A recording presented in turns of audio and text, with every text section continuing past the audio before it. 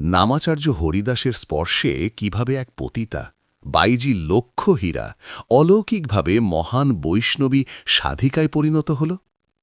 বন্ধুরা, একটা ভীষণ গুরুত্বপূর্ণ আধ্যাত্মিক ভিডিও আপনাদের সঙ্গে শেয়ার করব। একটু মনোযোগ দিয়ে শোনার অনুরোধ রইল। প্রেক্ষাপট: বেনাপোলের যশোরের এক বনের কুটিরে হরিদাস ঠাকুর প্রতিদিন ৩ লক্ষ হরে কৃষ্ণ মহামন্ত্র জপ করতেন। স্থানীয় জমিদার রামচন্দ্র খাঁ হরিদাসের খ্যাতি ঈর্ষা করে তার চরিত্র কলঙ্কিত করার জন্য এক সুন্দরী পতিতাকে পাঠায়।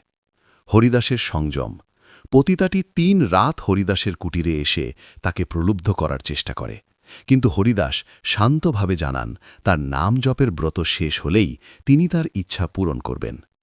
রূপান্তর: ৩ রাত ধরে হরিদাসের মুখে অবিরাম নাম জপের ধ্বনি শুনে সেই নারীর হৃদয়ে পরিবর্তন আসে। ৩য় রাতে সে হরিদাসের চরণে আত্মসমর্পণ করে এবং নিজের পাপ স্বীকার করে ক্ষমা চায়। পথ দেখানো: হরিদাস ঠাকুর তাকে তিরস্কার না করে হরিনামের দীক্ষা দেন এবং পথ দেখান। তিনি সমস্ত অর্থ গরিবদের দান করে পবিত্র নাম জপ করার নির্দেশ দেন। পরিণতি: সেই পতিতা পরে এক মহান বৈষ্ণবী সাধিকাতে পরিণত হন এবং বাকি জীবন হরিনাম জপ করেই কাটান।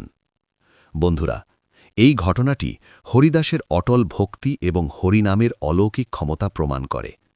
শিক্ষা: বিশ্বাস রাখুন, হরিনাম কলিযুগের এমন এক মন্ত্র যা অলৌকিকভাবে অসম্ভবকেও সম্ভব করতে পারে। হরে কৃষ্ণা। বন্ধুরা, হরিদাসের এই অলৌকিক ঘটনাকে প্রণাম, শ্রদ্ধা, ভক্তি জানিয়ে এবং হরিদাস ঠাকুরের কৃপা পেতে হরে কৃষ্ণা লিখে কমেন্ট করে দিন প্লিজ।